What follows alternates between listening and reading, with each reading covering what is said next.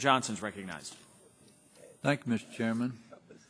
Let me tell you about one of my constituents from McKinney, Texas, who is doing her best to make a way for herself. Jillian, a college student in her early 20s, I'm sure you're familiar with those people, has worked part-time at a local grocery store to help pay for her school expenses. For several years, Jillian clocked between 30 to 40 hours a week, and suddenly she was cut between 15 and 18 hours a week. Jillian was shocked and decided to approach her manager. His answer was loud and clear. The cuts are due to ObamaCare. The so-called 30-hour rule imposed by ObamaCare forced this employer, like many others across the country, to cut worker hours, therefore harming the workers it promised to help.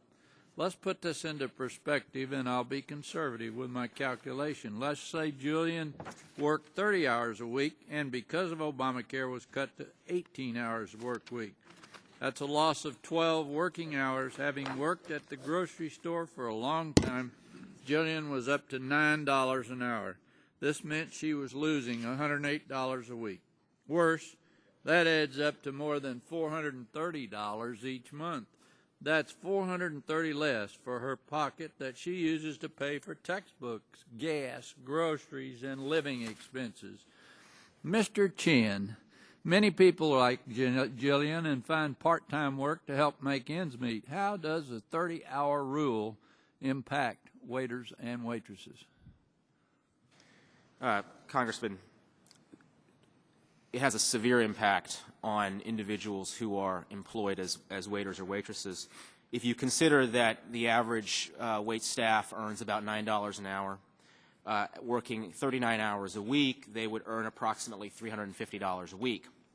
If they're cut back to 29 hours, they lose $90 a week, which is roughly a quarter, 26% pay cut. If the waiter works 35 hours a week, they earn $300. If you cut them to 29 hours a week, they lose $54 a week, which is a 17% pay cut.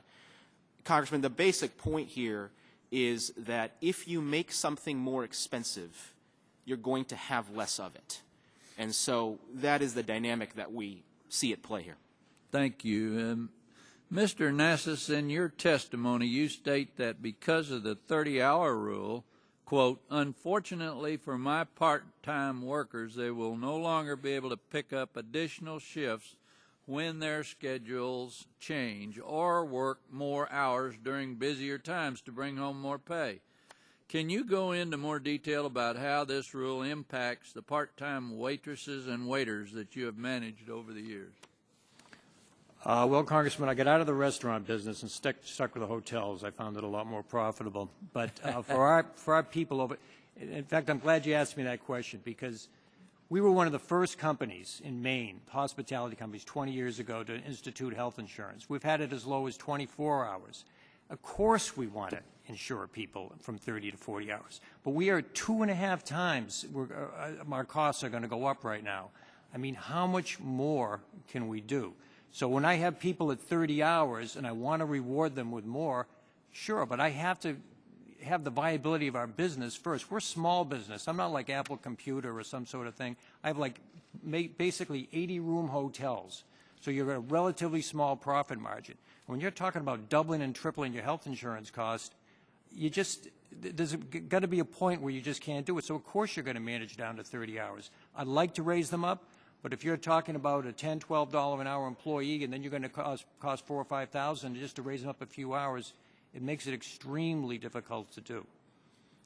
And one last thing: small businesses in this country, I just think sometimes we miss the point how we grow our businesses together from scratch. I mean, I had one hotel 10 years ago. All these people we know them well, and I feel like we're driving a wedge between us, and it's going to make it so hard when they want more hours to say no to them. Thank you. Thank you. Dr. Chin, doesn't that cause a reduction in Social Security benefits, and won't that have an effect on increasing poverty among seniors down the line? That certainly potentially could be one side effect, Congressman, given the lower wages and therefore the lower payment of taxes into the system. Yes, sir. affects disability also, does it not? Yes, sir. Thank you. Thank you, Mr. All Chairman. right, Mr. Rangel. Thank you, Mr. Chairman, and let me thank this panel. It's seldom that we get a panel that really believes in health insurance for as many people as possible. And I gather from all of your statements that if the resources were there, you would think that it would be in the best interest of the country to give access to health care for all the workers, right? No one disagrees with that. And